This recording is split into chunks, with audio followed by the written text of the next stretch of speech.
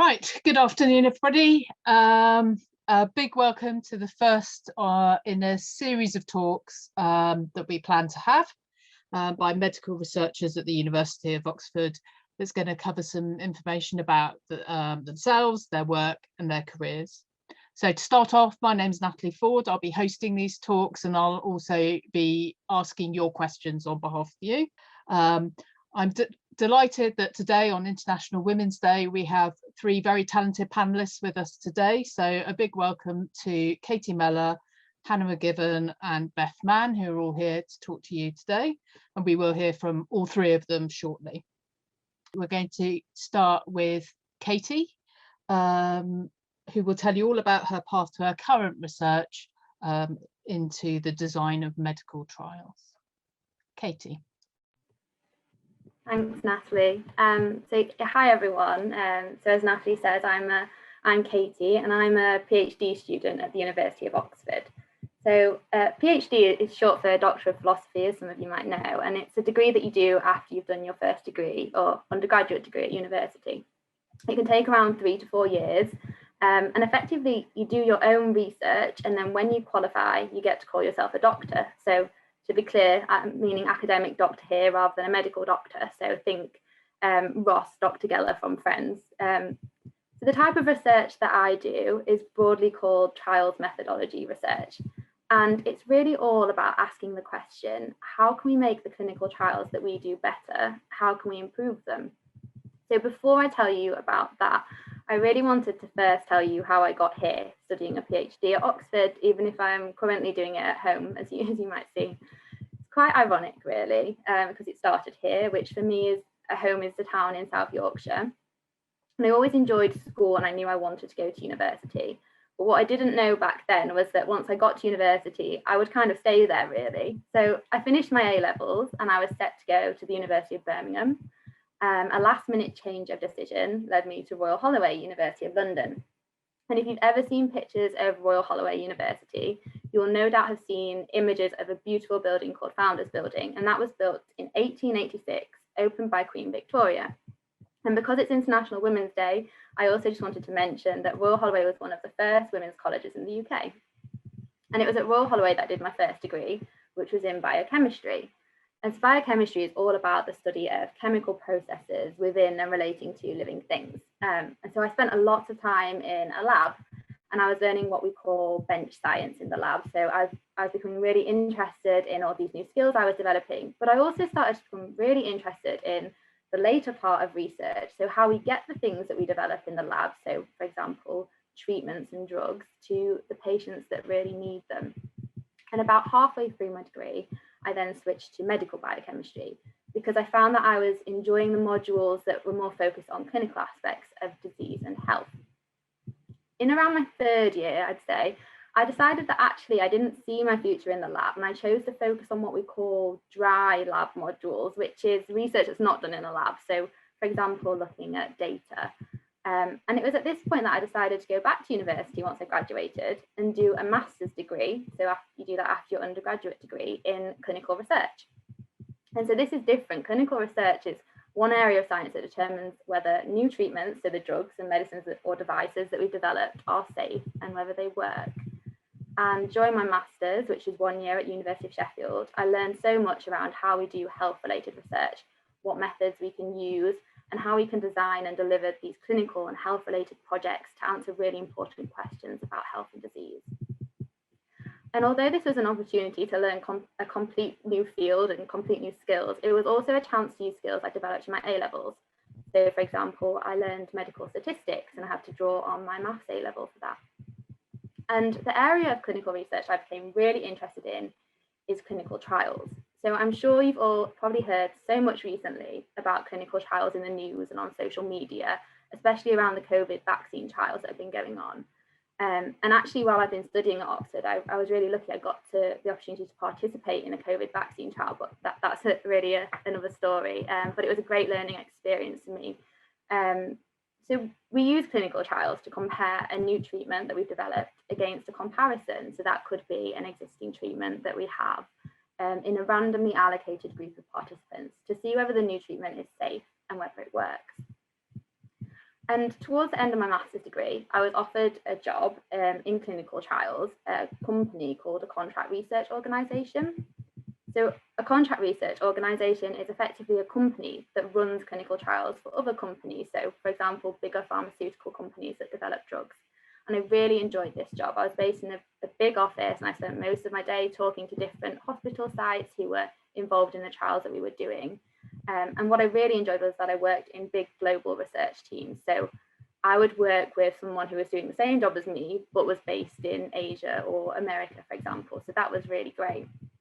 And about 4 months into my new job, I was contacted by my previous tutor at the University of Sheffield, who said, "There's a job here in the clinical trials unit, why don't you apply?" So I thought, why not? And I interviewed and was offered the job, so I decided to take it. And the main reason for this was that for the first time, I'd really started to feel that I wasn't learning something new every day, which worried me a little bit. So when I went back to Sheffield University, although I was still working in clinical trials in the same space, the role was very different compared to the company job in an industry setting. And the main difference was that I had a lot more responsibility. So I was traveling around the UK to different hospital sites to train staff members on how to do the trial. And then once the trial was open at a site, I would then return and check that we were doing everything correctly at the different hospital sites as per our protocol, which is the plan that we write before we do a trial, and then we follow that throughout the trial. And also that everything was being done in line with the regulations that trials must follow. I also got the opportunity to help write research papers, get regulatory approvals, and also write information that patients might see. So for example, newsletters and website content. And I really did learn a lot, and that's what I really enjoyed. But what I was realizing was just how difficult, complicated, time-consuming, and very expensive clinical trials are. And so remembering all of my earlier training in the lab, it was really easy to see that we don't want to be in a situation where we've done all of this great research and we get to a clinical trial many, many years later, and the trial just doesn't work. It just doesn't quite work as we hoped it would for some reason. And so that's when I became really interested in trial methodology research and decided to do a PhD in this area. So what is trial methodology research? So as I've already said, it looks at the way we do clinical trials, the way that we're carrying them out, to see if we can do them better. So I'm effectively researching the research that we do, if that makes sense. And it's really important because we spend so much money on clinical trials and they're really complicated. And we researchers and also patients invest so much time and energy in them that we all want to make sure when we do a clinical trial, we're going to do it really well. And so being a PhD student has all the same things that I loved about working in this area. I'm very fortunate to be supervised by 4 great women who really helped me develop my project and have supported me to be able to work from home while I'm away from the office. And like any PhD, a lot of what I do is independent, so I do work alone a lot. But I still get to meet and network with different people and learn about different trial designs, different patient populations, different treatments, while doing research that will hopefully improve the way that we do research. So for example, I study a specific trial called a pilot trial, and pilot trials are really small trials, and they're smaller versions of the main trial that we want to do, but instead they're asking, will our main clinical trial work? Is it feasible? This way, when we do a main trial, researchers are more certain that it will run as planned and answer their really important questions, which could be, does our new treatment A work better than what we currently have, existing treatment B? So what I'm doing is looking at how we can move from this small pilot trial that asks, should we do this and how, to a bigger future trial that asks, does this treatment work and is it safe? To see if I can make recommendations for how we can do this. So what's an average day like for me as a PhD student? Well, every day is different and every day I'm learning. So as I've said, I'm not based in a lab and I'm currently not in an office, so I do all my research from home. And I do things like reviewing research papers that other researchers publish, design research projects and get approvals for them that I need. And currently I'm doing a qualitative study which involves me interviewing other researchers and asking them about the way they do the research that they're doing. And so that's something I really enjoy. And outside my PhD, I also work remotely with other researchers who are based all around the UK and even some who are based overseas on other projects that are answering really important questions about how we do research. So I just wanted to finish by quickly mentioning some of the things that have surprised me. and which I really realised when I was writing this talk, and that my career has not been very linear. So I decided to go to London rather than Birmingham. I decided to go into lab research and then move to clinical research. And after just 4 months in a job that I really did actually enjoy so much, I then decided to take another job that seemed like a better fit at the time. And just to finish by saying that I'm a big planner, and planning is really important, but it's also really important to just take some time to think about what you are enjoying. Because I work now with people who have amazing jobs that I didn't know existed when I was applying for university a couple of years ago. So that's everything from me, and I'm happy to take questions at the end. Thank you. Thank you, Katie. That was great. I don't think we've got many questions at the moment, so I think we'll probably leave them till the end. Oh, we've just had one come in quickly now. What A levels are required for your job? My A levels were in biology, chemistry, and maths, and I did an AS level in economics. But I think the really great thing about working in clinical trials research is that I've worked with people who've done a range of A levels. So although people tend to have sort of a science A level, I've worked with people who haven't come from a science background who are involved in different aspects. So it's a very big field. For example, there's people who do a lot of sort of maths and statistics. There's people who do kind of economics analysis on trials, who look at the cost of trials. So it's a very big field, and that's what I enjoy about it so much. Excellent. Thank you very much, Katie. Next, we have Dr. Hannah McGivern. Had, I think it's fair to say, a slightly unusual route into medical research, but she will tell you more about that now. Hannah. Yeah, Katie mentioned about having a very not linear career. I can definitely second that. I very much fit the description of the Ross Geller doctor that she mentioned as well, so you'll hear about that as well. But yeah, thank you so much. Good afternoon, everyone. Thank you for joining us for this webinar today.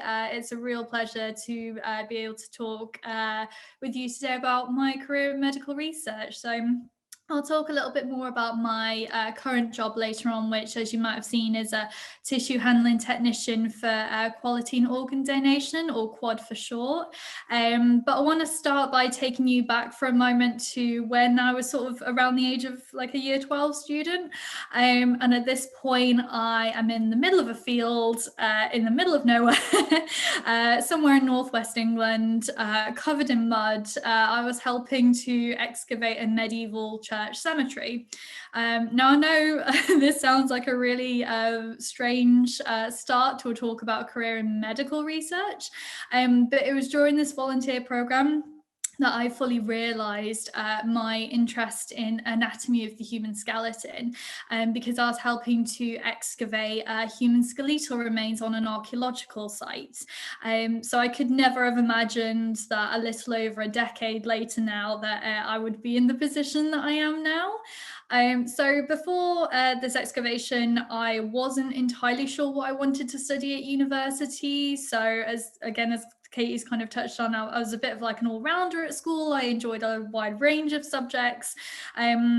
So it's quite hard to choose, but I knew I wanted to pursue a career in science because I'd always been interested in it. So this I very much credit to my granddad, who was an engineer in the Royal Air Force. He nurtured this interest in the sciences from an early age. So I knew that this is what I wanted to pursue. So for A level, I did biology and chemistry. I felt these two sciences complemented each other very well. Having studied kind of triple or separate sciences at GCSE, you know, it's kind of called different things at different schools. But one decision that I wanted to raise here is that I did the opposite to Katie. So I initially opted to study maths. Because I thought that I would actually need it to study a science at university. At this stage, again, I wasn't 100% sure what course specifically at university I wanted to study. But I actually changed my mind because taking maths at this level, at A level, didn't really feel like my thing. And at the time I decided to change and study history instead, because I'd just been interested in history my whole life and I thought I'd find it more just interesting. So at A-level, I did 2 sciences and 2 humanities. So I did English literature as well alongside history. So this gave me a good variety in the way that I was assessed. So I had 2 sciences that are very exam-based, and I had 2 humanities subjects that were very essay-based. So it was nice to have that variety. And I could apply that very scientific, analytical mindset that I was developing to those humanities subjects. So I loved applying it to like classical literature and poetry. I still do. I still read a lot, so I still very much do this now, all this time later. So yeah, I wanted to emphasize that, you know, at this point, obviously making the choice about your A-level decisions and your university decisions, it is a big decision, and it feels like a huge decision. But ultimately, the rest of your life and your whole career are not defined by these choices. You can very much change your mind later. Again, hopefully we'll show to you today with our very non-linear careers that, you know, things can change, nothing's set in stone. So don't feel like once you're on one path that you have to stick to that path. Very much go with what you enjoy. I think that's the most important thing. So ultimately at university, I decided to study archaeology with forensic science. So there's the whole Ross Geller influence. So I went to the University of Exeter. I decided after this I wanted to specialize in anatomy of the human skeleton, as I mentioned earlier.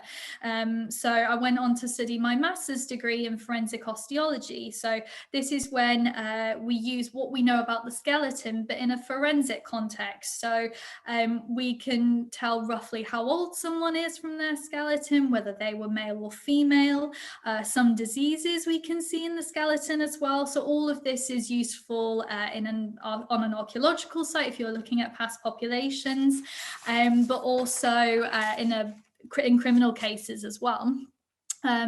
So from there, I was selected to conduct further research into musculoskeletal aging. So again, Katie's already mentioned how you go from undergraduate degree to postgraduate degree, so that's your master's, and then the PhD. So this is even further research. And mine focused specifically on the aging of the clavicle, which is your collarbone, and the ribs, because these bones are actually used a lot in forensics for age estimation. But they're also used, well, they're frequently fractured throughout life. You might know someone or yourself have fractured your collarbone or your rib.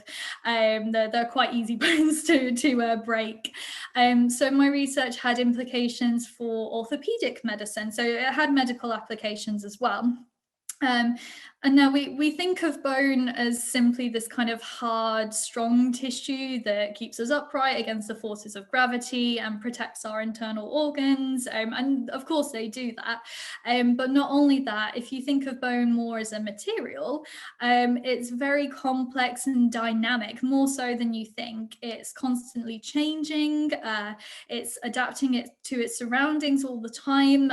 It's constantly being broken down and rebuilt, which is something we call remodeling throughout our lifetime. So this can make looking into aging of the skeleton a little bit more difficult because there's so many variables, there's so many different things going on. It's hard to pinpoint certain things, but there ultimately reaches a point where bone doesn't do this whole remodeling process as well as it used to as we get older, and that's what my research focused on, but on those bones specifically.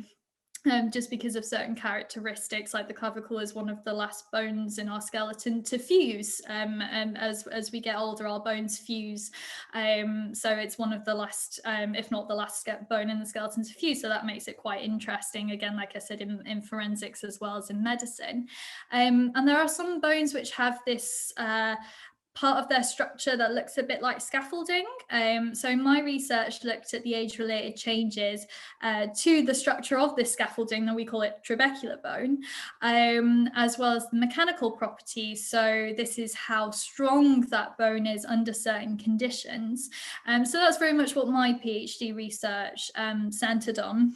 And coming at it from a medicine perspective, understanding what happens to the skeleton as we get older, and how we can treat diseases of the skeleton with age is very important. These structural and mechanical changes I've mentioned have a huge impact. The repercussions of skeletal diseases like arthritis, you might have heard of, they're often overlooked. The economic burden on the NHS and the quality of life of the patients are often underestimated in comparison to other fields. So this line of research is very important, that focuses on the skeleton. So going to kind of a different point of view now, so that's my research. So you might be wondering, okay, she's finished her PhD in bone research, but now she works as a tissue handling technician in a hospital that's centered on organ donation and transplantation. So my role specifically is to process tissue samples for research from donated organs, with the hope that this research will go on to help improve the outcomes of organ transplantation. Transferring from bone to organ transplantation you might think is very unusual, just because the disciplines are very different.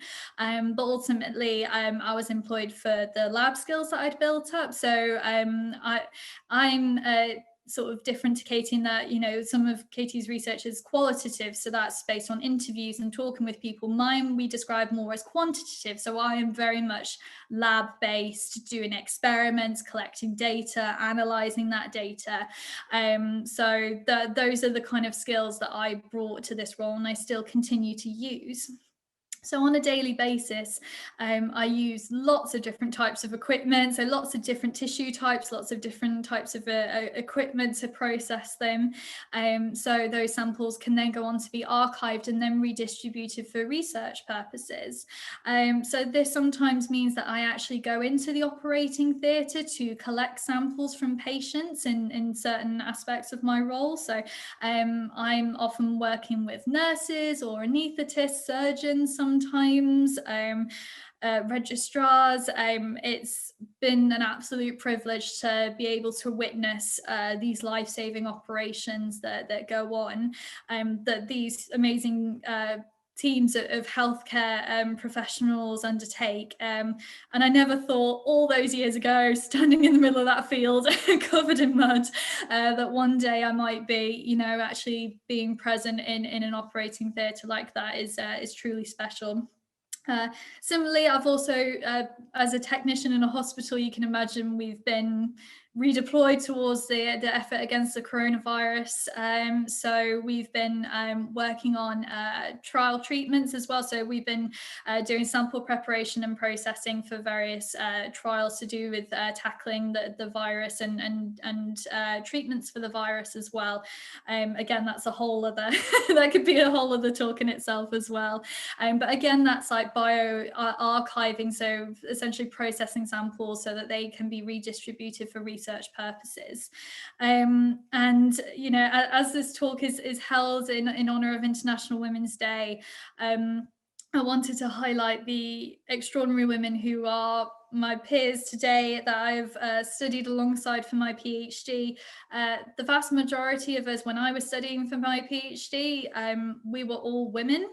Almost exclusively women, while all of our supervisors and the senior academics were almost exclusively men. So just to emphasize that there is this new generation of female scientists coming through. And I now work within a very diverse, inclusive team, again, almost exclusively women. But we have a wide range of experiences we can learn from each other, and it's been a great learning experience for me.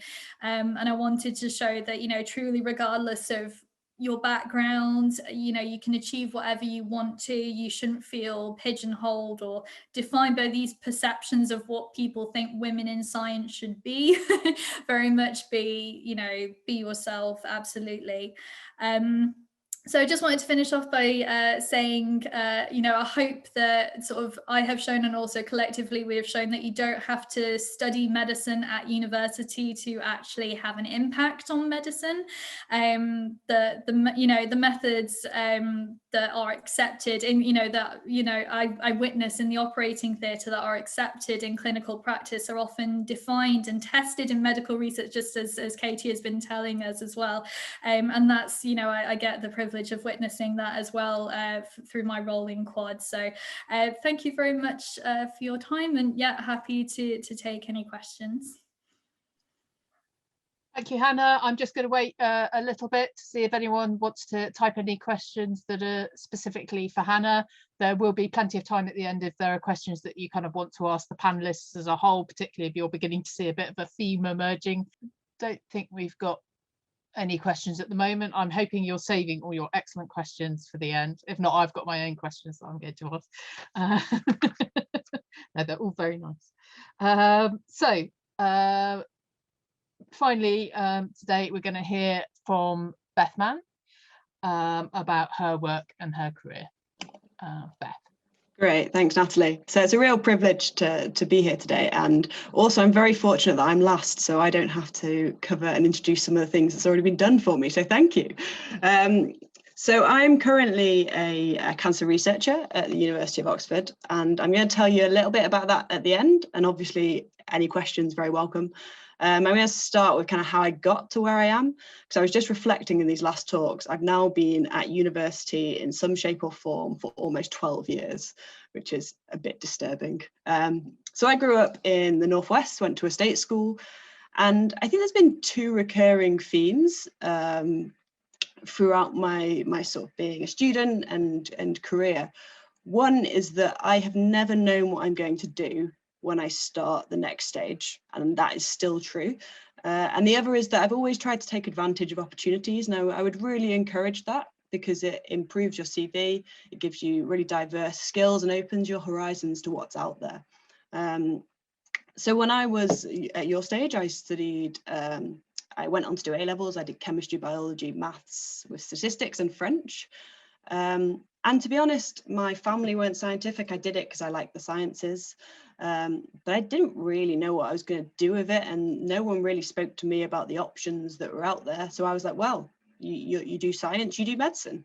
That was what I thought at the time, and so I applied to do medicine, and I was completely unsuccessful. I was rejected, didn't get any interviews despite having very good grades.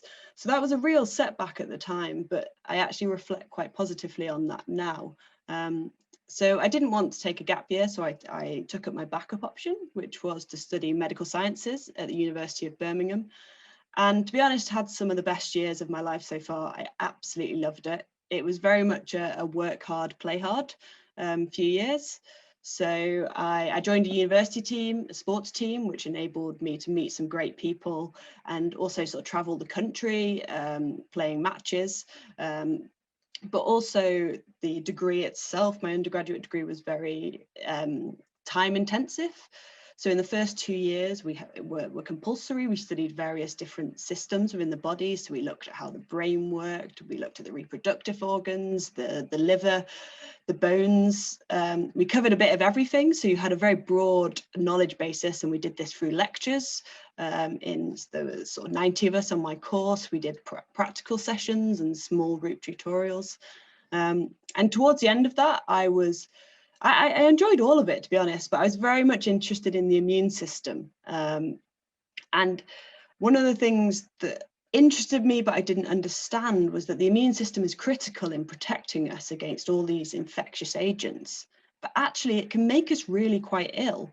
And that kind of confused me a little bit. And it's quite topical really with COVID, because we have this virus that can make you ill, but actually it's some of these what's called comorbidities, the other diseases, the immune system, which can make things really quite serious for patients. So it's when the body almost starts to attack itself. So in my final year of undergrad, I chose to specialize in immunology and aging, because I thought the aging was very interesting too. And I really enjoyed this. As part of that, we got the opportunity to do a dissertation, a 3-month laboratory project, where I looked at the aging immune system. So what changes in the immune system as we get older? Why, for example, do older people not respond as well to the SARS-CoV-2 COVID vaccine? So that's what I did. I really enjoyed my time there. And I was actually very fortunate in that the research I did there was published. So in academia, you're kind of judged, and your success is seen in some respects based on your publications. So when you do your research, you write it up, and it basically goes out in a magazine that says, you know, this is why I did it, this is the hypothesis, this is what we predicted would happen, this is how we did it, and this is what we found. And the aim is there that some other scientists can read it and take it on, and then advance it and maybe move it towards a new treatment, for example. So I knew I'd enjoyed that, and instead of getting a summer job, I decided I would do a bit more of it. So I applied to a charity called the Wellcome Trust and got a summer project doing some research. And that really confirmed for me that this is good fun. I enjoy this. Don't know what I want to do with it, but I enjoy it. So I went on and did a PhD. And my 2 criteria for the PhD were immunology, and I wanted to move to London because I thought it'd be fun. And that is genuinely what went through my head at the time. So I took up a PhD in London, and I actually did a 4-year scheme. So I had a master's and a PhD linked together. And this enabled me in the first year to go to look around the different laboratories, see what people were doing, did I get on with them, what research interested me. And eventually I focused on a lab where we looked at the effect of air pollution and also vitamin D, which we get a lot from the sunlight, how that affects the immune system. And the ultimate aim, that was quite early stage research, but the ultimate aim is then to improve asthma care, because air pollution can be a real trigger for asthmatics. So I enjoyed that again in my PhD, and then it was coming towards the end, and surprisingly enough, I didn't know what I wanted to do. So I went to quite a lot of careers talks, and the difference now was that I knew there was so many options out there, but I did not know how to choose. So people were saying you could go into charity work, you could go into patent law, you could go into scientific writing, you could go into finance to fund the I was like, whoa, I didn't know. So someone said, if you're not sure, why don't you do a bit more research and see where it takes you? So I did a postdoc, which is where I am now. So a postdoc literally means postdoctorate, so after your doctorate. So it's where you continue doing research, but you've got a bit more experience and you take on a bit more of a supervising role. So I decided I was going to do a postdoc, and people were saying, you need to go to America. You know, you've done your PhD in the UK, you need to go to America. It's the place to do it. They've got all the money, you got to go. So I went and I interviewed at various labs in America. And then I wasn't sure. And then my brother was actually involved in a car crash whilst I was over there. And it just made me rethink. And I was like, whoa, I don't want to do this. People were telling me I should do it. And I sort of thought, do I have to do this to have a successful career? And the answer is no. So I took up the position I'm at now. So I'm in Professor Parry's lab at here in Oxford. And what I'm doing is applying my immunology training and skills to cancer to try and get new treatments for cancer. Particularly, I'm interested in bowel cancer, which is one of the leading cancer killers, and it's particularly increasing in younger populations. So people under the age of 50 now, the incidence is growing at an alarming rate. So I moved to Oxford now 3.5 years ago to do my postdoc, and recently became a kind of senior postdoc and leading a sub-team within the lab. So actually, my day-to-day job now is a lot more of supervising younger students. I spend quite a lot of time in meetings and quite a lot of time applying for funding, because all of the research we do, it costs a lot of money, and we have to get that money usually from charities such as Cancer Research UK or the government, the Medical Research Council. So you have to apply and say, this is what we want to do, this is what we think is important. Will you give us the money? So I do a lot of that, but I do still have a research project, and my research is based on, as I said, bowel cancer, and we're trying to understand why a group of patients have such poor prognosis. There's a subgroup of bowel cancer patients who don't seem to respond to the current drugs we have. So kind of the overall goal is to understand why are these patients not responding and how can we improve the treatment for them. So to do this, what we do is we take, we're very fortunate to get samples from these patients that we ask them if we can use those samples. So we take things like blood samples, and also when they have surgery to remove their tumours, we can look at that in the laboratory and go, well, what's different in these tumours? What's gone wrong, and why are these patients not responding? And I've found a particular pathway that seems to be upregulated, an immune pathway that's upregulated in these patients. And now we're really trying to see, well, how can we target that? And it's a really interesting pathway, actually, because there's a drug already licensed that targets this specific pathway for the treatment of psoriasis, which is a skin condition. So now we're saying, hang on, can we take this drug, which we know is safe, and use it in a different disease? So that's kind of the stage we're at. And I think I'll probably leave it there, and if people have got questions, I'm happy to answer them. Thank you. Thanks very much, Beth. That's very interesting. I'm glad to say someone has asked the question that I wanted to know the answer to. So they've just said, why would you say the incidences of bowel cancer is rising in the younger population? Do you know? Is that something that you're still trying to find out? So we kind of know from epidemiology. So this is study of kind of large scale population studies. So we can take large populations and go, what's the correlations here with the incidence of bowel cancer? And one of the things that is clear is that there's a role for obesity and changing diets. But that's not the only thing. That there's certainly an increased incidence in patients that's independent of that.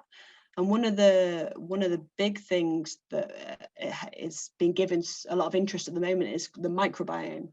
So this is the bugs within our gut. So we're actually colonized inside our bodies by more microbes, bacteria, viruses, fungi, than we are human cells. We are more microbes than human. And actually, there's quite a lot of evidence now that those microbes can be contributing to disease, and they might be going wrong for some reason. So it's not entirely clear, but there's some pointers of directions. There's a question here which I think is probably aimed at you, which is, do you know the reason why you didn't get into medicine despite getting good grades? I look back and I'm surprised I didn't get any interviews. I suspect the reason is that I didn't have enough work experience, and I find that a difficult system, because it's quite difficult to get work experience if you don't know the right people. And I think that's something that needs to be improved, because people who have access and know the right people, it's a bit easier. And also in some education settings, you get more support with your applications to university. So I think the divide, I mean, I certainly wasn't from a disadvantaged background, and I had very supportive parents, but they had no idea about how to get into med school. So I suspect that, but we'll never know. I mean, it's a very competitive subject, medicine, and I actually think a lot of people are doing it. I mean, some people want to do it and it's fantastic, and we need doctors, but there are other options. And I think an interesting option is postgraduate medicine too. So you can do an undergrad degree and get some real base scientific knowledge, understand the statistics and the science of what's going on, and then you can study medicine in a more condensed form. Thank you, that's great. I think we've got some more general questions now. So I think probably the best bet is if you just sort of wave at me, guys, if it's something that you're keen to answer. Maybe give Beth a bit of a chance to relax a bit. So I've got the first question, which I think could apply to any of you guys. So looking back at your careers, is there anything you think you should have done differently? Does anyone want to jump in? I can jump in. I'm not sure if it's something I'd have done differently. I think I would just give myself a bit more of a break. I think I've been very harsh on myself at times and always thought there is a right and a wrong answer. And I don't think there is a right and a wrong answer. There's very few decisions you can make that completely close a door. So try to kind of follow what you enjoy and don't beat yourself up if you think you've made a wrong decision, because there's usually a way back from it. So it's not necessarily a specific thing, but I would just say that. Yeah, just as a follow-up to that, I don't think I would ever have done things differently, more because every decision that I've made at each step of the path has led me to where I am now, and has allowed me to meet the people that I've met, make the connections that I have. And even though it's been, as we've said, like kind of a bit all over the place, as you say, it's not, it doesn't look like a kind of natural progression from one thing to the other. I've gained so much, like even through studying. I mean, I did a BSc, it was still a science-based degree that I did, even though it's archaeology is traditionally more, Bachelor of Arts, but this was still a Bachelor of Science that I did. So it's still very rooted in science. And as a result of doing archaeology, I get to go and do archaeological excavations all over the world. I got to spend a month in South Dakota doing an excavation. I spent over 4 or 5 weeks in Iceland doing an excavation, which then became the center of an independent project. And doing that independent project before I even then got on to doing a dissertation and eventual postgrad PhD provided that foundation of being an independent researcher. So even now, working in a hospital but starting off in archaeology, it's you accumulate these skill set. As Beth said, no skill is lost. You just accumulate all the experiences, all the people you meet, you just accumulate. So I would never say that I would look back at that particular instance and think, oh no, I should have gone a different way there. I don't kind of see it as like that. It's good to just keep looking forward, I think. But yeah. Okay, so we have another question here, which is what are the best skills to have for a career in medicine? And I think I'm going to widen that out to medicine or medical research. So I don't know if anyone wants to say anything. Katie, did you want to say anything for that? Yeah, I'm happy to say something for this one. I think medical research is so unique because it requires such a broad range of skills. So it's kind of hard to pinpoint, as you've heard from us all. Some of us do quantitative research, which is looking at numbers and kind of data, and then qualitative research, also looking at data, but different types. I do interviews, which is something that I've only just started doing in my PhD. So you really do keep developing throughout. So I wouldn't say there's particularly a skill that you need. I say an interest. You really need to have an interest in what you're doing and be enthusiastic about it. And yeah, the same really for the previous question. If you do what you enjoy and follow that kind of thread, and you keep doing what you enjoy, I think that really is the most important thing. And then the skills will come with the experience. Absolutely agree. I think resilience is a key thing in research. You have quite a lot of setbacks. It's a relatively slow process, but the wins are big and they're worth it. And when you realize, this might affect someone's life for the better, I think that's a really positive thing. Excellent, thanks very much. A sort of similar questions, but I guess slightly more about what you're studying is, can studying biochemistry be an entrance into medical research? Absolutely. So actually, research is moving much more towards what we call interdisciplinary research. So these days, you don't tend to have an immunologist or an oncologist. In fact, I'm probably a reasonably good example. So 10 years ago, you'd have an immunologist and you'd have an oncologist. But now what we know is that you need those people to work together. You need the crosstalk. So I don't know everything about cancer, but someone else can work with me. And biochemistry is a key example there, because actually what we need is someone to understand the chemistry of the molecules and the biology and how that fits into the human body. Because the designing of drugs, you don't just need to think about what's our target, are we targeting a certain immune pathway, for example, or a molecule that's upregulated? you need to think about how do we get it into the body, what's its half-life, so how long is it going to last when it's in the body. So absolutely, the more broad skills is more encouraged these days. Thank you, Beth. I've got a couple of questions I'm just going to link. So someone's asked what happens after you found something new in your research and it can help. What are the next stages, big pharma testing, etc. And then someone who's also asked, what happens if you don't get much out of your research? What happens then if you don't discover anything? Katie, do you want to have a talk given your trials sort of? Yeah, sure. So yeah, so if you make a development in the lab, I mean, these processes take years and years and years. And also it's not just you that's doing this, you have loads of different teams involved. So I guess Hannah and Beth can talk more about the lab side of things, but from my perspective, Beth's already mentioned you need to get funding. So you need to get funding for the trials you do at the end. You need to have funders on board. You have big teams, so it's not just you and your development. You'll have doctors who are based at all different sites. You'll have your research nurses who are so important. You'll have statisticians, health economists. So what happens in the UK, for example, if you're in academia, often you'll work with what we call a trials unit. So that's where I worked in Sheffield, a clinical trials unit that really helps you take that project forward and will kind of manage that for you as well. So big teams involved. Yeah, does that answer the question? Yeah, I'm happy to take the one where research doesn't necessarily go in the direction that you think it does. So yeah, research, you know, all the outcome of the research, the results that you might expect initially when you set a hypothesis for your project, a sort of aim and anticipation for what you want to come out of it or expect to come out of it. Sometimes it takes you in a completely different direction, or you might get data which kind of actually disproves your hypothesis right at the very start that you set, which is what you think, you know, when you set your hypothesis, this is what you expect will happen or what you think will happen. So quite often in research, you'll actually end up disproving your hypothesis. It's quite hard to get your mouth around.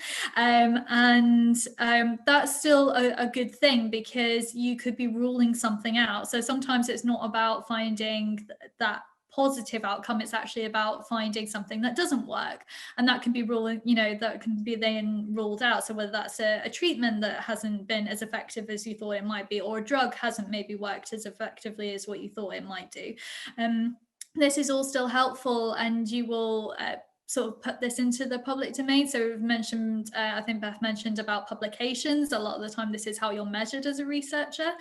So again, even if those results are not as how you would expect them to, you'd still publish that data, and then that goes into the wider community, into academia, and then they can act on it. So you're forever sharing information with your peers. And going back to this idea of it being interdisciplinary, I completely concur with this. As I mentioned during my talk, you know, I work alongside nurses and surgeons, and you know, it's a fantastic experience. And you know, working in a biobank, that there's all sorts of people with all sorts of different roles and experiences, and it really is about drawing on the expertise of all these different people that makes it work as good, as effectively as it does. So yeah, hopefully that's answered the question about what happens when you get negative results. Thanks, Hannah. Beth, I think we've got a question specifically for you, which is what are the next steps in your research project on bowel cancer? Yeah, I guess this can kind of tie in slightly to the previous question. So there's kind of two angles to my specific project. One is following up on the translational aspect of this. So that means kind of how do we get this towards patient care? So far, this is me working in a laboratory, in the lab coat, and how do we get that to what we call the bedside, to a patient? So we're now working with a pharmaceutical company, because the reality is we do not have enough money and resources to make this into a new treatment and to take that forward. So you can there's different angles. You can go for a clinical trial, or you can work with a big pharmaceutical company, a lot of which we've heard have done the vaccines recently.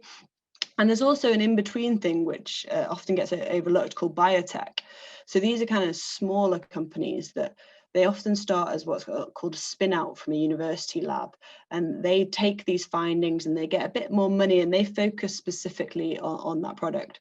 So in terms of, to come back specifically to my project, we're working with a big pharma company to try and take it towards patients, but we're also working a bit more in the laboratory to understand the mechanism a bit more. So what we know is that a certain molecule is elevated, and we're trying to now figure out why it's elevated. So there's kind of two angles going on simultaneously. Hopefully that answers that. Thank you, Beth. I've just had an interesting one come in at the bottom, which I'm very tempted. What do you do if you ever feel like you're losing interest in the middle of particular research? And having been someone who literally spent an entire 6 months weighing blocks of concrete in salty water, I have a great deal of sympathy for this question, but I'll see what the others have to say. I mean, this is inevitable at some point. You're not going to enjoy everything you do, but I don't think there's very many careers or people who could say hand on heart they enjoy every single hour of every single day of their job. That's not the reality. I think what you do is you try to mix it up. If that starts to happen, you have a different angle. Generally, you have a couple of projects going on at once, so you might just go, right, I'm going to just leave that for a little bit and try and have some headspace and think, what could I do differently, and then focus on something else for a while. So it's going to happen, but I think you can usually just take a step back from it and reconsider where you're at, and also speak to other people. Like, research is it should be very, very collaborative. So chat to others. Someone else might see something ridiculously obvious that you've just been blinded to for some reason. So chat to other people. Yeah, just as a follow-up to that, I had something similar after I did my master's degree and I'd done this huge independent research project at the end. I just kind of needed a bit of time away from it because of the project itself. It took so much time and so much brain power. I was like, okay, I just need to step away from this for a bit. So I went and got a job doing something completely differently for a few months. And it only took a few months for me to realize, okay, I want to go back into research again. So sometimes even taking like a little bit of time just to step aside and do something completely differently. And that could be like during the day, as Beth said, just, even within your project, just doing something, there's a task that I forgot to do or have been put to one side, let's focus on that for a bit. Or you take it up to, again, the other end of the spectrum like me, where I just took a few months doing a completely different job, and then that made me realize actually that I wanted to go back into research. So, anywhere on the spectrum, sometimes it's good to just take a step back and just, step away from what you're doing and remember why it is that you enjoy it, and why it is that you started doing it in the first place. It can help as well. Thanks very much. We've got loads of really interesting questions coming in now, but unfortunately we're running out of time a bit. I'm just going to ask this question. If we get a chance, we will try and post some of the answers to the other questions on our website. We've got a fairly specific one, and then I've got a quick question I'm going to ask everyone. So do you have to apply to a lab that works specifically on the area of research you're interested in, or do you apply to the lab first and then you direct your own research area?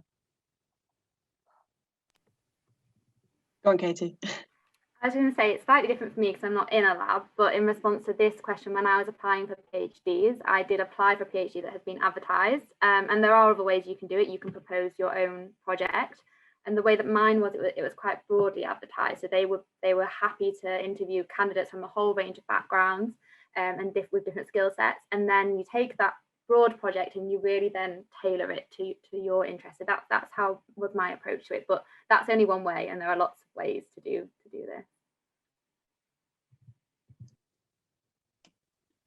Yeah, I think that's often as a PhD, when you're applying for a PhD, there's specific projects, because at that stage you need quite a bit of supervision. So often the project comes from a lab head who goes, this is the general area I'm an expert in, so I can guide you in this. Off you go and do what you want. As a postdoc, there's often a bit more flexibility, so you tend to approach a lab. I mean, there are still jobs applied, like we need someone to come and do this specific bit of research or this specific role, But the way I did it when I wanted a postdoc was I actually approached a few labs who I thought were doing interesting research and said, hey, this is who I am, this is what I'm interested in. So you wouldn't go to a completely random lab, you'd have definitely shared interests, but as a postdoc, there's a bit more opportunity to do that interdisciplinary thing. So you could say, look, I'm an immunologist and I know you might be a cancer lab, but I think we can work really well because of this.